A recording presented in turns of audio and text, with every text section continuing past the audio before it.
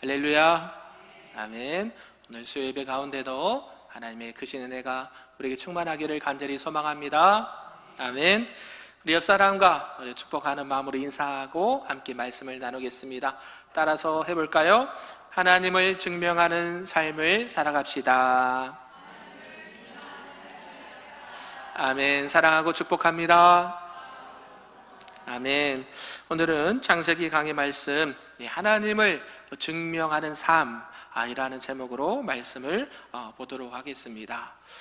우리 성경에 보면요, 하나님께서 한 사람을 세워가지고 하나님의 구속의 사역들을 펼쳐 가시는 경우가 참으로 많이 있습니다. 하나님께서는 말씀 한마디로도 세상을 창조하시고 많은 일들을 행하실 수 있는데, 하나님은 누구를 들어서 사용하느냐? 한 사람들을 시대에 맞게 사용하신다. 하나님의 구속의 역사를 이루어 가신 것을 보게 됩니다. 그래서 그것을 좀 자세히 보면 그 한 사람들의 인생의 중심에 찾아오셔가지고 그들의 삶을 만져가는 방식들을 살펴보면 하나님의 깊으신 은혜도 또 하나님의 크신 감동도 받는 게 참으로 많이 있습니다. 이 앞에 창세기 12장에 보면 하나님께서 한 사람에게 찾아오셨습니다. 그 사람은 누구일까요? 아브라함. 아직까지 아브라함입니다. 아브라함이 아직 안 죽었어요. 아브라함이 죽으면 누가 나올까요? 이삭이 죽으면 누가 나올까요? 야곱이 죽으면 누가 나올까요? 요셉. 이게 창세기 50장까지 말씀입니다. 그래서 이 11장까지는 원복음, 모든 인류에게 해주시는 복음이라 그러고 12장부터 50장까지를 족장시대로 분류를 합니다. 그래서 하나님께서 이제 아브라함에게 12장에 나타나셔서요, 너가 이제 고향과 친척과 아버지의 집을 떠나라 라고 명령을 하십니다. 그래서 아브라함이 하나님의 말씀을 듣고 이제 순종하며 결단하면서 히브리서 말씀처럼 그가 믿음으로 갈 바를 알지 못하고 떠나는 신앙의 여정이 시작되었습니다. 그런데 그의 신앙의 여정을 우리가 말씀을 통해서 살펴보았지만 처음부터 그가 훌륭한 믿음의 사람은 아니었다라는 게 성경의 말씀이지요. 아브라함은 기근이 들었을 때 어떻게 했습니까?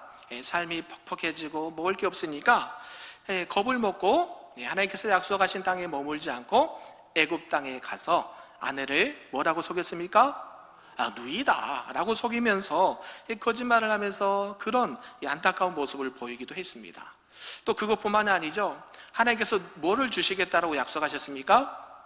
아들을 주시겠다. 내 하늘을 봐라, 바다를, 모래를 봐라, 이렇게 많은 자손들을 주시겠다라고 약속해 주셨는데 그 약속이 빨리 이루어졌습니까? 하도 기다리다가 안 되다가 나중에 들어주셨습니까? 여러분 입장에서는 기다리다 지쳐서 어때요? 하나님이 약속은 하셨는데 잊어버리셨나? 그래서 인간적인 깨를 부려가지고 어때요?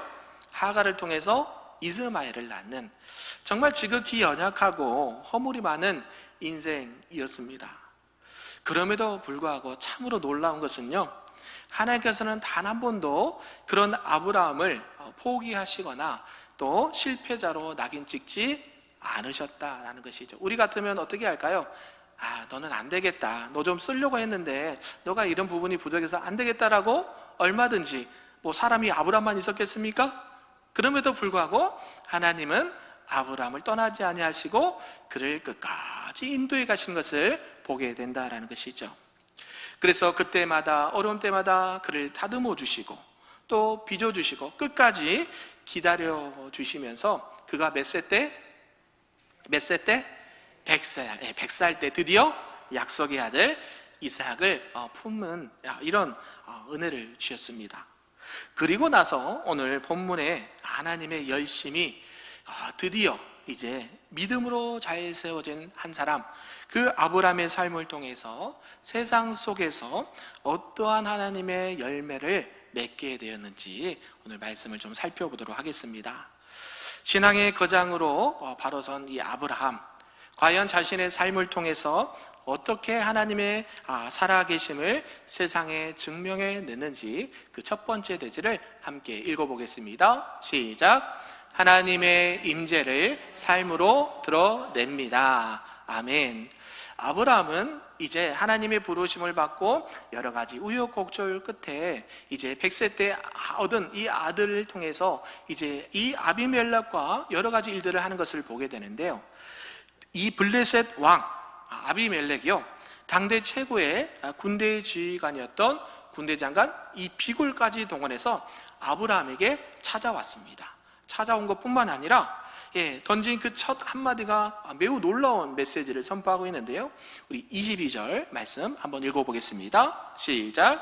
그때에 아비멜렉과 그 군대 장관 비골이 아브라함에게 말하여 이르되 내가 무슨 일을 하든지 하나님이 너와 함께 계시도다. 아멘. 누가 한 말이에요? 아브라함이 한 게 아니라 아비멜렉, 어디 왕? 블레셋 들어보셨죠? 네, 블레셋이라고 들어보셨나요? 이 블레셋은 이방 땅의 왕입니다. 하나님을 안 믿는 왕이에요. 그 아비멜렉이 그냥 아무나 데려온 게 아니라 당시의 국방부 장관, 군대 장관 비골과 함께 지금 아브라함 앞에 나타났습니다. 그러면서 뭐라 그래요? 내가 보니까 내가 무슨 일을 하든지 하나님이 너와 함께 계신 것을 보았다라고 말하는 거예요. 이 역사적으로나 이 정치적인 맥락을 통해서 보면 이 아비멜렉 누구일까요? 그는 넓은 영토와 당시 막강한 군사력을 손에 쥐고 있던 실권자였습니다. 그런 그가 아브라함에 왔습니다. 아브라함은 어떤 상황인가요? 그 땅에서 아직도 자기의 땅 한 평 없이 그냥 그 지역에 살고 있는 나그네에 불과했습니다. 객관적으로 어떤 힘의 균형을 본다고 한다면 오히려 아브라함이 이 아비멜렉의 눈치를 봐야 마땅한 건데요. 그럼에도 신기하게도 세상의 왕, 최고의 국방장관까지 동원해서 이 초라한 이 아브라함 앞에 고개를 숙이면서 뭐라고 하냐면 나와 평화 조약을 맺자라고 이야기를 하는 거예요. 여러분 이해되신가요?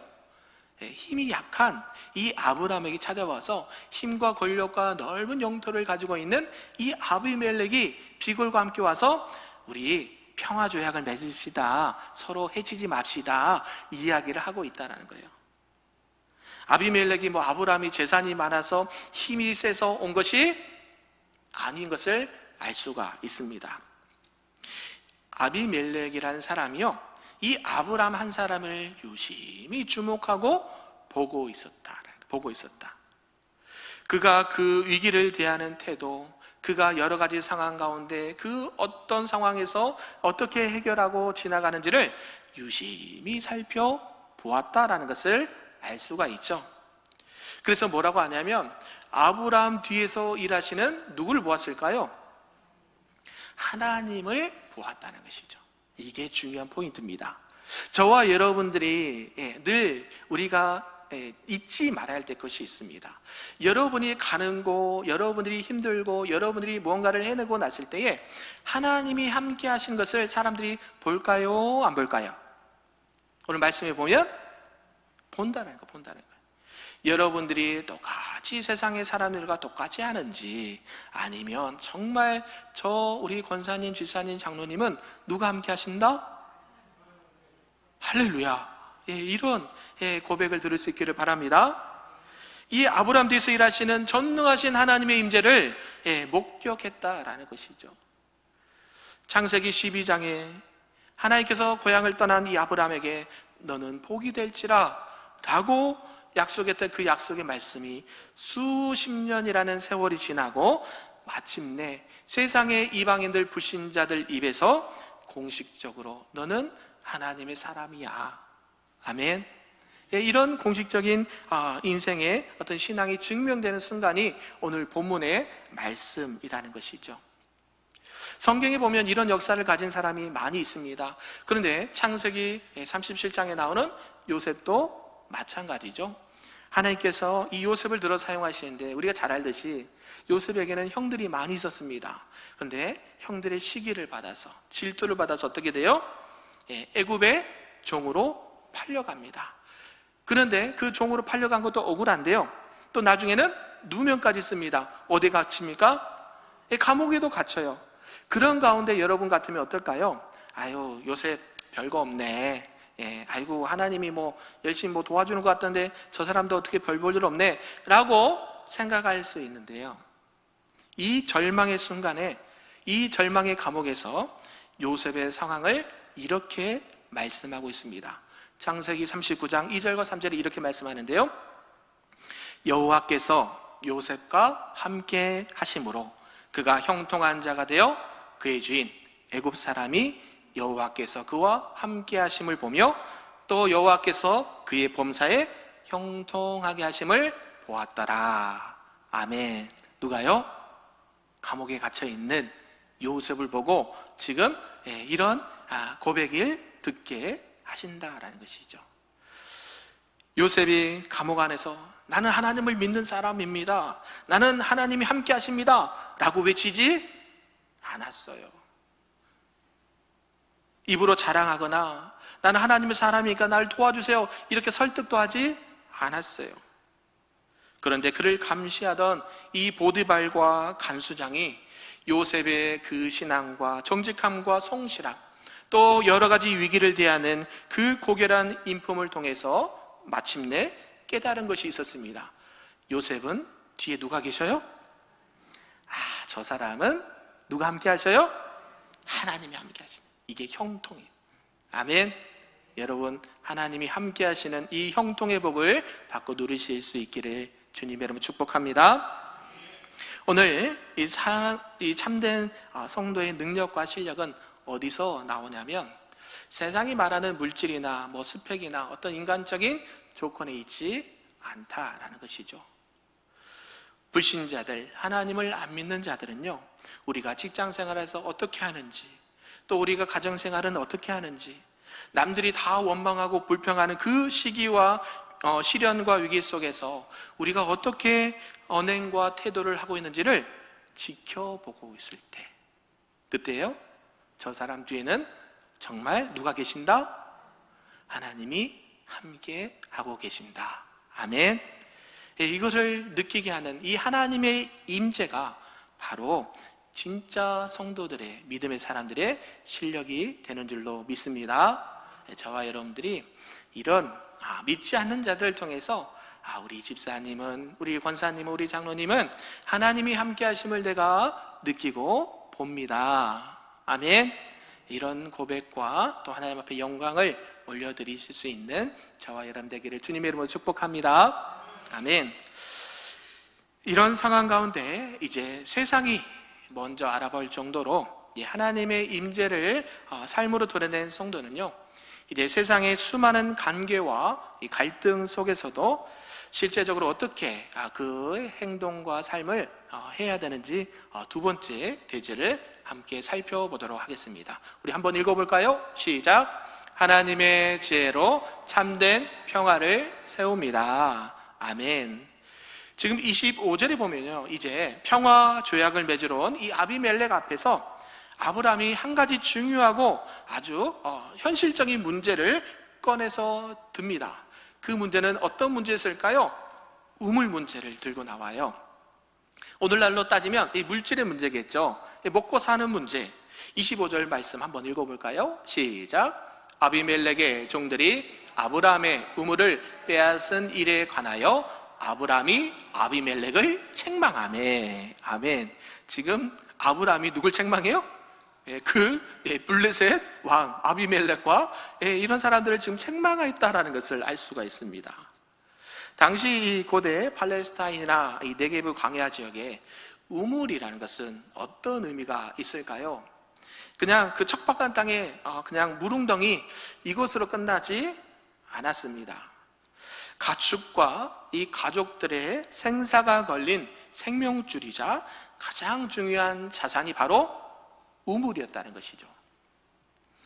그런데 이 아비멜렉 종들이 힘으로 그 우물을 강탈해 갔다라는 것입니다. 여기서 아브라함이 보여주는 태도가 뭐냐면, 아브라함이 이 세상의 권력자인 아비멜렉이 찾아왔다고 해서 좋은 게 좋은 거니까 서로 불편한 감정 만들지 말고 그냥 덮읍시다, 이게 좋은 게 좋은 거 아닐까요? 이렇게 하지 않았어요. 책망했다 그러잖아요. 그런다고 또 뭔가를 막 감정이 복받쳐서 싸우지도 않았어요. 아브라함은 아비멜렉에게 잘못된 것을 정확하게 지적하고 책망을 했다는 것이죠. 그리고 나서 그가 한 행동이 있는데 뭐냐면 양과 소 또 나아가 암양 새끼 7을 따로 떼어주면서 지혜롭게 이 종식 계약을 체결하자라고 제안을 합니다. 암양 새끼 7을 주면서 이 우물을 판 증거를 삼고 향후에는 다시는 이런 분쟁이 없도록 법적이고 도덕적인 이 소유권을 투명하고 명확하게 짓는 그 과정을 말씀을 합니다. 그리고 그 장소가 어디라고 성경은 말씀합니까? 네 글자? 브엘세바. 그죠? 이 브엘세바의 뜻이요, 맹세의 우물, 또 7의 우물이라는 뜻을 가지고 있습니다.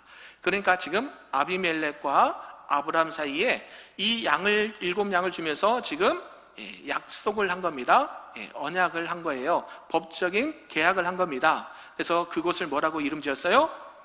브엘세바, 맹세의 우물. 서로 우리 이것을 통해서 화친하고 서로 자신의 것을 지키고 존중해 주자, 이런 계약을 한 것을 보게 되죠. 이게 왜 중요하냐? 나중에 훗날에 아브라함의 아들 누군가요? 100세 때 낳은 아들 이삭. 이 이삭에게도 그대로 전수되는 것을 보게 된다는 것이죠. 나중에 읽게 되겠지만 창세기 26장에 보면요, 이삭 역시 이 그랄 골짜기, 당시 이 그랄 골짜기에서 우물을 팠는데 블레셋 사람들이 시기해서 우물을 연거푸 빼앗는 사건이 발생하게 됩니다. 그때 이삭은 다투지 않아요. 양보하고 옮깁니다. 아유, 저 내 건데 하고 그냥 싸우지 않고 딴 데 가서 파요. 여러분 같으면 어떻게 하겠어요? 들이받겠죠. 이거 누구 거예요? 내 거잖아요. 우리가 판 우물인데 이거 쉽게 뺏기면 기분 좋아요, 안 좋아요? 안 좋잖아요. 아까 뭐라 그랬어요? 여기서 우물은 재산 제1호 목록. 여러분 재산 제1호 목록이에요. 뭡니까? 뭐 집일 수도 있고 차일 수도 있고 여러 가지가 있을 수 있는데, 이때 당시의 우물은 가장 중요한 재산 목록 1호에 해당되는 거였어요. 이삭이 또 블레셋이 와서 그랄 골짜기에서 우물을 빼앗으니까 싸우지 않고 또 옆에 동네 가서 또 팠습니다. 근데 그곳에서 와서도 똑같이 우물을 빼앗는 사건이에요. 마지막 세 번째, 하나님께서 은혜를 주셔서 이제 거기서 이렇게 정착하며 살게 하는데요. 마침내 나중에 하나님께서 넓은 장소를 주셨을 때 그곳 이름을 르호봇이라고 부르고요. 결국 브엘세바에 이르러 하나님을 예배하는 장면이 나옵니다. 이 브엘세바 누구랑 약속한 장소예요? 아비멜렉과 아브라함, 자신의 아버지가 함께 이미 수년 전에 약속한 장소예요. 그때도 이 아비멜렉이 이삭에게 찾아와서요, 여호와께서 너와 함께 계심을 우리가 분명히 보았노라 라고 이야기를 합니다. 어제 많이 듣던 이야기 아닙니까? 아비멜렉이 누구에게 했던 말이래요? 아버지 아브라함에게 했던 말을 아들에게 똑같이 하는 것을 보게 되면서 평화 조약을 청합니다. 아비멜렉이 아버지 아브라함에게 했던 고백을 아들 이삭에게 똑같이 반복한다는 것이죠. 사랑하는 성도 여러분, 이것이 오늘날 믿음으로 살아가는 성도가 세상을 대하는 방식이 되어야 한다는 것입니다. 세상이 말하는 평화는요, 불의를 덮고 타협하는 그런 비굴함이 아니다라는 것이죠. 하나님을 증명하는 성도는요, 세상과의 어떤 비즈니스 관계나 인간관계에 있어서 손해나 억울함을 당할 때에 감정적으로 원망하거나 시기하지 않는다라는 사실입니다. 하나님께서 주신 이 공의와 지혜, 또 정직과 이 투명함을 가지고 문제를 바르게 해결하고 자신이 서 있는 일터와 가정을 비로소 평화의 장소 브엘세바로 만드는 사람이 하나님의 사람인 줄로 믿습니다. 저와 여러분들이 가는 곳곳마다 뭐가 일어나야 돼요? 분쟁과 다툼과 싸움이 아니라 평화와 안정과 번영이 있기를 주님의 이름으로 축복합니다. 그래서 이 갈등과 불의 앞에서 하나님 앞에서 지혜와 정직함으로 대처함으로 여러분이 믿음으로 살아가는 이 삶의 자리가 참된 평화의 장소로 세워질 수 있기를 주님의 이름으로 축복합니다. 아멘. 그런데요, 이 세상과의 관계에서 정직함과 지혜로 평화를 이루었다라고 해서 끝나는 게 아니라는 것이죠. 성도의 신앙과 삶이 거기서 완성되는 게 아니라 그 뒤에도 성도가 최종적으로 바라봐야 될 대상이 있다라고 성경은 말씀으로 알려주고 있습니다. 우리 세 번째 대지 한번 읽어볼까요? 시작. 영원하신 하나님께 삶의 뿌리를 내립니다. 아멘. 33절에 보면요, 이제 아비멜렉과 이 계약을, 언약을 마친 이후에 아브라함이 보여주는 마지막 행동을 보면서 참으로 깊은 감동을 주시는데요, 우리 33절 말씀 한번 읽어보겠습니다. 시작. 아브라함은 브엘세바에 에셀나무를 심고 거기서 영원하신 여호와 이름을 불렀으며. 아멘. 아브라함이 지금 이 아비멜렉과 계약을 하고 언약을 한 다음에 이 브엘세바에 뭘 심었다 그래요? 에셀나무. 여기서 에셀나무는요, 영원하신 여호와, 엘올람이라는 단어가 쓰였습니다. 그래서 이 에셀나무를 심어서 여호와 이름을 부르며 뭐에 따르더라? 예배드렸다더라. 할렐루야. 이게 중요한 거예요. 이게 중요한 거예요. 그냥 사람들 관계에서 그냥 조약하고 어떤 계약을 맺고 끝나는 게 아니라 그것이 어떤 장소가 되는 거예요? 하나님이 영원히 함께 하시는 예배의 장소가 되는 그런 은혜를 말씀하고 있는 것이에요. 이 고대 광야의 한가운데 에셀나무를 심는다는 것은 무슨 뜻을 가지고 있겠습니까? 이 에셀나무는요, 잎이 아주 가늘고 잘 자라지 않는 나무입니다. 1, 2년 만에 금방 그늘을 만들어내는 나무가 아니라요, 때로는 십수년, 때로는 수십 년의 이 세월 동안 밑으로 뿌리를 깊이 내리는 나무고요, 마침내 이 광야의 모래바람 속에서도 시들지 않고 오랫동안 지나가는 나그네들에게 넉넉한 그늘을 만들어주는 나무가 무슨 나무다? 에셀나무다. 아멘. 아브라함은 당장에 이 아비멜렉이라는 세상 왕과 맺은 평화 조약, 또 눈에 보이는 인간적인 안정장치에만 그 모든 것을 맡기지 않았다라는 사실입니다. 세상에 주는 잠깐의 이 안정감에 안주하지 않고요, 대를 이어서 영원토록 그 약속을 이어가실 누구에게? 하나님께 그 신앙의 뿌리를 깊이 내리겠다라는 이 아브라함의 모습이다라는 것이죠. 이 모습을 통해서 나중에 그의 손자가 있습니다. 손자 누구일까요? 야곱. 아까 얘기했잖아요. 아브라함, 그 다음 이삭, 그 다음 야곱, 그 다음 요셉. 이게 창세기 말씀인데요, 이 손자 야곱의 신앙 속에도 깊이 닮아있는 모습을 보입니다. 창세기 나중에 읽겠지만 35장에 보면요, 야곱이 이 세겜 땅에서 안타까운 사건, 딸 디나의 사건과 그것을 이렇게 일을 저질렀던 그 사람들을 야곱의 아들들이 살육을 행함으로 말미암아 집안 전체가 멸망을 당할 위기가 되었습니다. 그래서 이방의 모든 신들을 버리고 자신을 지켜주신 이 베델의 하나님, 엘베델로 돌아가 단을 쌓고 삶의 뿌리를 하나님께로 두겠다라는 그런 결단을 하는 장면이 창세기 35장에 나옵니다. 이게 무슨 말씀일까요?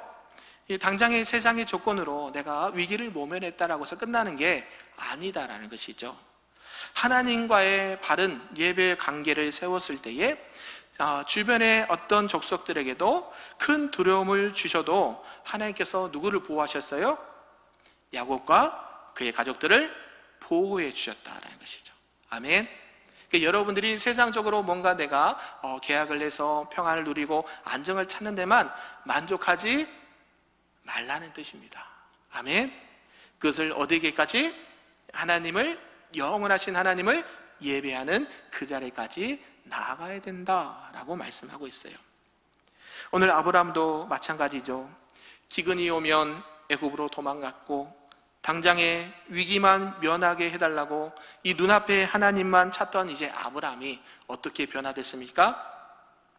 마침내 시간과 환경을 초월해서 그 삶의 역사하시는 영원하신 하나님 엘 올람 브에세바, 거기서 경배하는 영적 거장으로 세워지게 되었다는 것이죠. 할렐루야.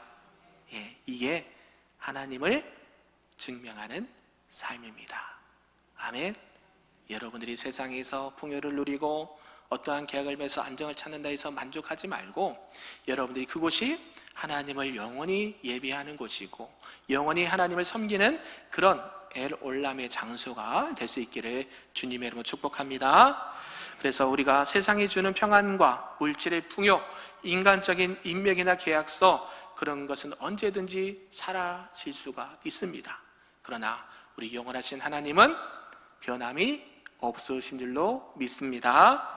당장의 형통함의 마음을 빼앗기거나 또 안주하지 않고 변함없이 우리와 함께 하시는 하나님께 신앙의 뿌리를 깊이 내리면서 날마다 저와 여러분들이 신앙과 삶의 중심이 하나님과 함께하는, 영원한 하나님과 함께하는 그 하나님께 깊은 뿌리를 내리시는 저와 여러분 되기를 주님의 이름으로 축복합니다.